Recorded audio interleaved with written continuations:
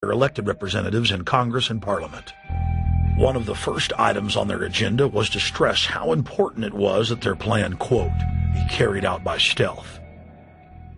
The controllers also talked about exploiting the public's fears of climate change to push a continent-wide tax to fund the new government.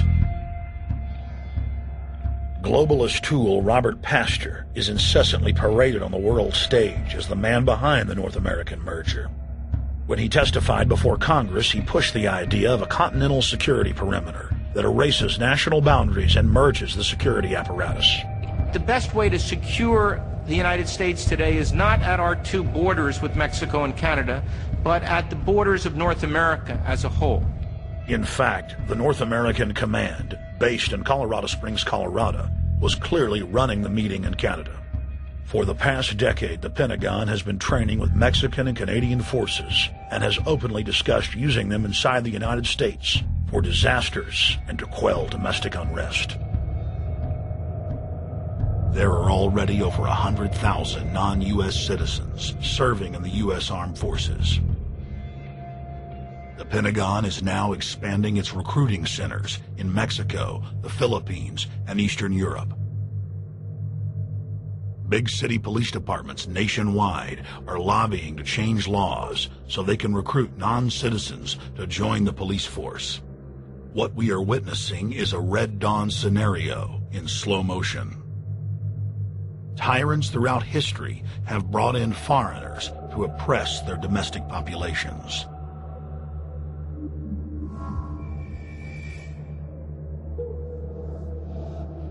When their coup by stealth was exposed, the three governments went into damage control mode. The Security and Prosperity Partnership quickly staged a show summit that was held in Ottawa, Canada in February of 2007. It is the only way that we can achieve security and prosperity for our people is through this cooperation. We actually occupy one physical space, the North America. We've also had a chance as foreign ministers to talk about how we cooperate in the region and indeed in the world. Protesters who were upset about losing their countries and freedoms were not tolerated. A couple of weeks ago, Al-Qaeda supposed... Whatsoever, the Security and Prosperity Partnership has been signed without any sort of parliamentary debate. Globalist publications have been open with their frustration that the population has not bought their latest PR stunt. As integration inside the European and American unions accelerates, the superstates themselves are being merged. On April 30th, 2007, a summit was held at the White House. The Security and Prosperity Partnership's secretive approach had alarmed the public. So this time, President Bush, German Chancellor Merkel, and EU Commission President Barroso hid their treachery in plain sight. Thank the Chancellor and Josie very much for the transatlantic economic integration plan. And for that too, we need to develop a common market, common standards. So this is indeed a very important agreement, and an agreement that also brings with it a transatlantic economic council to be a permanent body with senior people on both sides of the Atlantic that will look at all those issues in a concrete manner, in which way we can make it move forward. The BBC reported that the US and EU had agreed on a single market. By announcing a new economic community integration, they were simply repeating what had been done in America and the EU on a larger scale. The accord states that the two blocs will aggressively push regulatory convergence in more than 35 areas, from financial services, intellectual property, military, education, mergers and acquisitions. They also agreed to jointly push a global carbon tax. We recognize that we have a problem with greenhouse gases. We agree there is a global threat, it's a serious threat. We agree there is the need to establish a limit to greenhouse gases. We need to discuss the possible pricing of CO2. How can we translate this into a market economic compatible scheme? We have agreed to establish a high-level group, a forum, this EU-US result is translated into the G8, debated together with the outreach countries, China, South Africa, Brazil, among others, and India. A global solution to a global problem. If Bilderberg succeeds, America falls. All the victimized countries lose their sovereignty. Bilderberg is not a person, it's not an idea, it's an ideal, a very powerful group of people working together and from the positions of ultimate and absolute power, destroying every constitution on earth, no matter how powerful the constitution of the nation is. That's what these people do. The African Union arose out of the African Economic Community, set up in the early 1980s. The African Union is financed by a consortium of international bodies, governments, and corporations. The African Union Army serves as an enforcement arm for the New World Order's exploitation of Africa. In Asia, APEC and ASEAN have announced plans to form the Asian Union, consisting of Asian and Pacific nations, having more than 3 billion people within its borders. APEC will become the Asian Pacific Union, and the world is to be divided into 3 great regions for the administrative convenience of the world government in which the UN is to evolve. As the unions form individually, they are simultaneously merged to form the first planetary government. They're trying to destroy every nation on earth which is trying to promote progress, because these people basically they are landowners.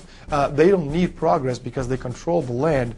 If you take the most powerful man in London, the people who belong to the Council and the Committee of 300, who belong to the Bilderbergers, the British royalty, the Guelphs, the black nobility of Venice and Genoa, these people they're landowners. The New World Order is the Old World Order. I mean, it's just the names have changed, the appearances have changed, but the concept hasn't changed. The idea is still to bring the men back, kicking and screaming back to the Middle Ages, post-industrial age world order. One of the things that is very shocking to most Americans is the fact that the United Nations Global Biodiversity Assessment, which came out in 1995, clearly shows that in order to protect planet Earth, we have to go back to a feudal system. They actually said that in the document. To craft a modern feudal society, the globalists are implementing a standardized North American Union ID card to track, trace, and control their serfs as they travel throughout the 3 regions of the NAU. Building on the massive displacement of humanity caused by globalization, the New World Order is rapidly constructing the physical infrastructure of the North American Union, the NAFTA Superhighway Control Grid. I'm Arthur Peterson, Colonel retired, the Army. I see things today that are happening that would make my friend who died in World War II turned over in their grave. To think that people would even consider confiscating land of farmers and ranchers and taking their homes away from them, to turn it over to a foreign company in Spain, which was controlled by Don Carlos, I understand, a notorious socialist, and they get the tolls on Texas land for 50 years. The proposed Trans-Texas corridor would be a patchwork of superhighways and railroads stretching 4,000 miles from the border of Mexico, cutting through Texas to Oklahoma. A lease has been signed that would make Texas Highway 121 a toll road. A private Spanish company won the bid to build and collect the tolls for the next 50 years. These deals with private companies are being negotiated largely in secret, and many state lawmakers are worried taxpayers are being sold down the road. Critics say it's a threat to our national security. It's part of a plan for a North American integration being carried out by government and corporate elites without congressional or voter approval.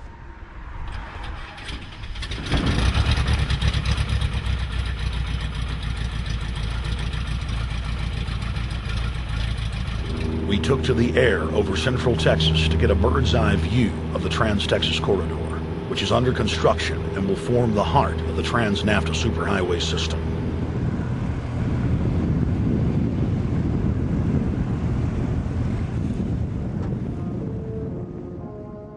History repeats itself.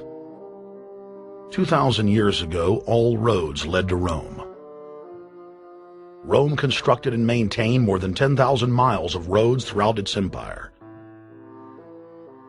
The roads were used to project Roman military power, to control commerce, and to bind the nations and peoples they ruled. Rome also demanded tribute. Roman subjects from Albion to Judea were forced to pay a tax to use the roads. The Romans would then use the tax to dominate their subjects. Today,